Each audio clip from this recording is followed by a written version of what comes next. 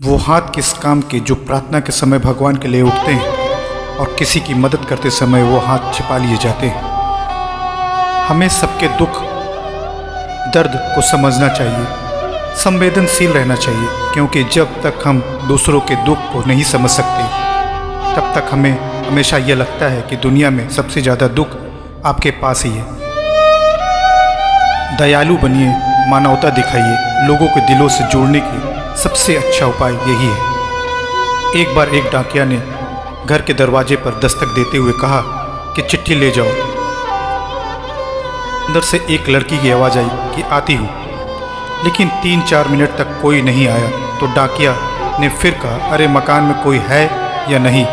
अंदर से लड़की ने बोला कि साहब दरवाजे के नीचे से चिट्ठी अंदर डाल दीजिए, मैं आ रही हूँ। तो डाकिया ने कहा कि नहीं, मैं यहीं खड़ा हूँ, कागज़ पे आपको दस्तखत करना होगा। 6-7 मिनट के बाद दरवाज़ा खुला। देर होने की वजह से डाकिया बहुत गुस्सा था, वो चिल्लाने वाला ही था तब तक दरवाज़ा खुला और वह देखकर चौंक गया। सामने एक अपाहिज कन्या जिसके पाँव नहीं थे बिल्कुल सामने खड़ी थी। डाकिया उस कन्या को पत्र देकर और उसके दस्तखत लेकर वहाँ से चला गया। अगली बार से जब भी उसके घर पत्र लेकर जाता तो वो डाकिया उसके घर पर एक बार आवाज़ देकर चुप हो जाता, तब जब तक कि वह कन्या बाहर नहीं आ जाती। एक दिन उस कन्या ने डाकिया को नंगे पांव देखा। दीपावली नज़दीक थी। उस कन्या ने सोचा कि डाकिया को क्या उपहार दूं। अगली बार जब डाकिया उसके घर आया तो उसके घर के दरवाजे के आगे जो मिट्टी थी उस पर डाकिया के पैरों के छाप आ गए थे, जिन्हें वह कन्या कागज़ पर उतार कर उसके पैरों के नाप ले लिए। अगले दिन उस कन्या ने अपने नौकर से उस नाप के एक जूते मंगवा लिए। अगले दिन डाकिया ने गली के हर व्यक्ति से उपहार तो मांगा, लेकिन फिर सोचा कि इस बिटिया से मैं क्या उपहार लूं। पर उसने सोचा कि गली में आया हूं तो उससे मिल ही लूं। उसने दरवाज़ा खटखटाया। अंदर से आवाज़ आई, कौन? तो इसने जवाब दिया, डाकिया। उस लड़की ने अपने हाथों से जूते को अच्छे से साफ किया और एक डब्बे में डालकर ले आई और दरवाज़ा खोलते ही कहा, ये लीजिए आपका दीपावली का उपहार। आपको यह तोहफा मेरी तरफ से भेंट है।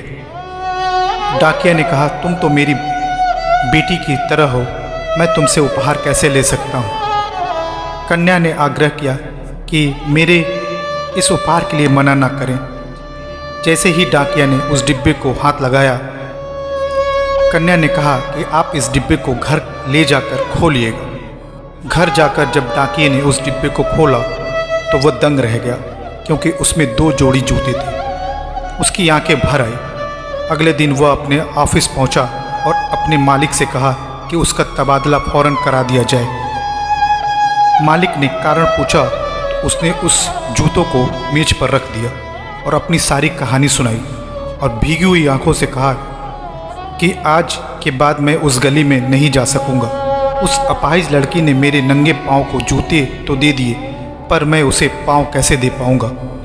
दोस्तों, संवेदनशीलता यानी दूसरों के दुख दर्द को समझना, अनुभव करना और उसके दुख दर्द में भागीदारी करना, यह एक ऐसा मानवीय गुण है जिसके बिना इंसान अधूरा है। ईश्वर से प्रार्थना है कि हमें संवेदनशील बनाए ताकि हम दूसरों के दुख दर्द को कम करने में उसकी मदद कर सकें। यदि आप खुश नहीं हैं अपनी ज़िंदगी से तो यह कहानी आपके लिए है।